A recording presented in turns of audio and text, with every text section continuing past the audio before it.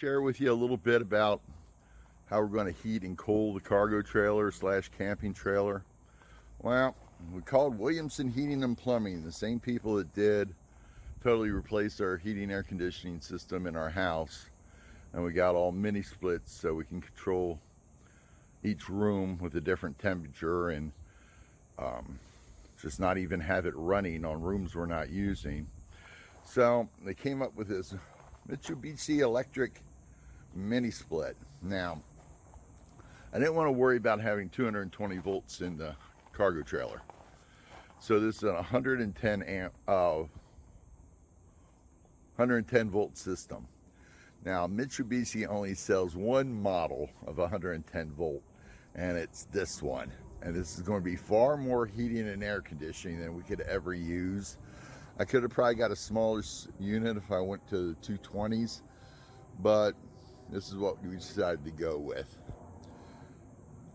Got a cover for it, and price came out to about $3,600 all in for the mini split, the guys to come out and wire it. So that's what we're going for. I'll do a couple more videos. Guys coming out today to actually run the lines, because I have the walls off on the inside, so you can just pop the lines up. Then they'll be behind the walls, and then once I get the electric done, then you can get it up and running. And they'll be much more comfortable inside the camper to do work in the Tucson summer heat. That's the mini split, and you guys decided to put it on a bracket up off the tongue, because our plans are to put a weight distribution hitch, and right where that mini split is where the hitch would hook up. So he wanted to leave room, so he built that nice steel frame to lift it up, and that thing is secure. It's not going to be going anywhere. Well, Devin from Williamson Heating and Cooling was out the other day. You can see we've started to get the lines run for the mini split, and it was really nice. Devin and I had a bunch of conversations going back and forth about how exactly to do this. You know, the first idea was to run the line. The mini split's going to be at the ceiling, so run the line up the outside, excuse me, which would not be too aesthetically pleasing. But then we came up with the idea that we could put the lines inside the walls inside, so we just have the two main, I guess, the feed and the return line. And if you can see, there's the electric. And what he did was run the electric line under the trailer, and not just attaching it, he actually drilled holes through the frame so it wouldn't be hanging down and everything, so it'd be totally secure. Now we can go inside, and there's the lovely wife.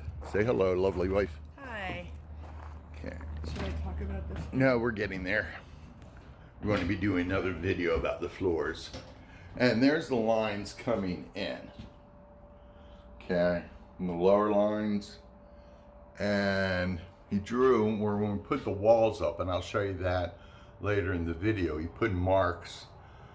When we put up the tongue and groove lumber on the wall, I need to drill holes where those black markers are for the lines. And this is the drain line.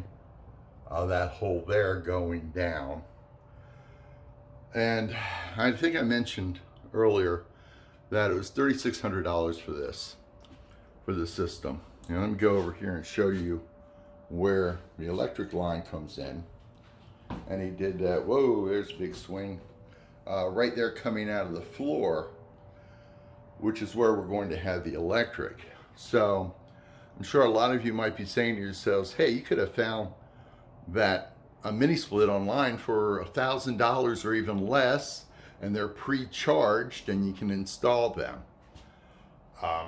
Yes, I could have, but I talked to some heating and air conditioning places.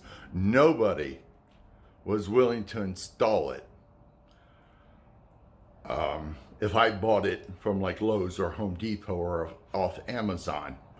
Second, what if I have problems with it? And probably going to have problems. It's going to be like earthquake every time, a minor earthquake every time I take this trailer somewhere. So how's it going to hold up? It's going to have problems. With the Mitsubishi outside, yeah, I paid $3,600 to buy it and install it. But that puppy comes with a 12-year parts and labor warranty.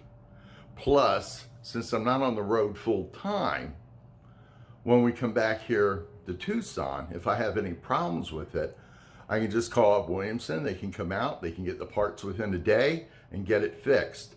I buy something from Amazon, Home Depot, Walmart, and when the inevitable problem comes up, where am I going to source parts? Where am I going to source somebody to work on it? And next thing I'll show you in the video is once we have the interior walls put up and stuff sticking out, I'll let you see how that looks.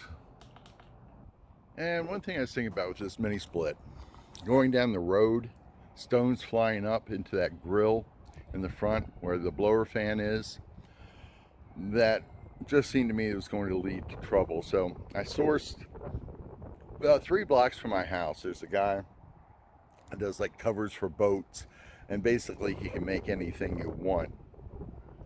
So when I picked up the MiniSplit, I put it in the back of the Grand Cherokee, drove it up, and I said I want a cover for it. So he came up with this, took all the measurements for it. I think it came out to be about $150 to have this handmade. Nice thing, I'm going to put my hand out here.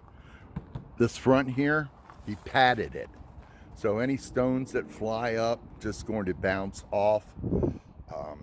Long cord down there at the bottom, the tie to secure it. So most of the time it's not going to be in use. It's going to be sitting out of the wire in the weather.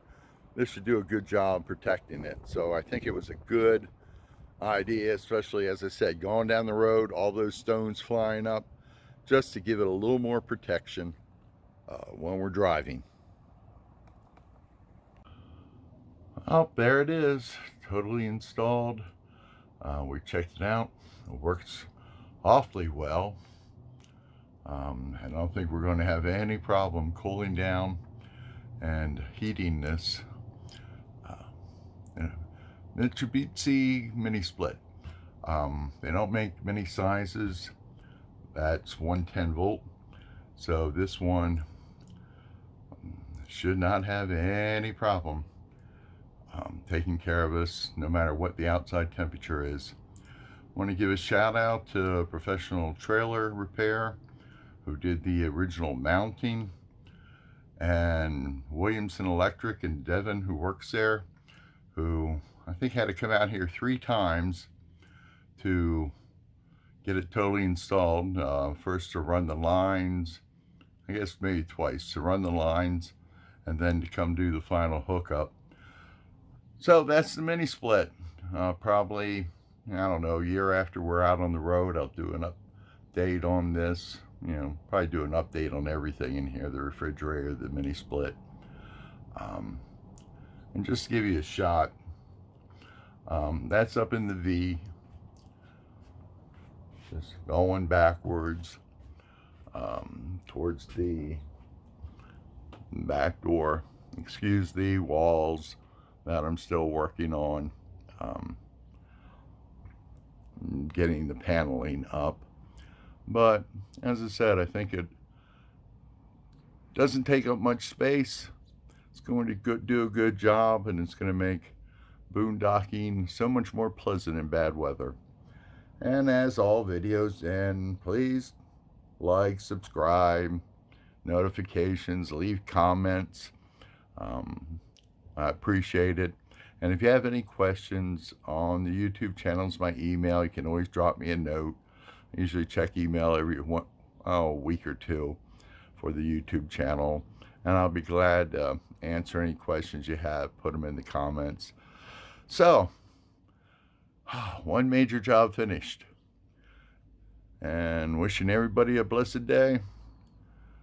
And next project, finishing up the walls.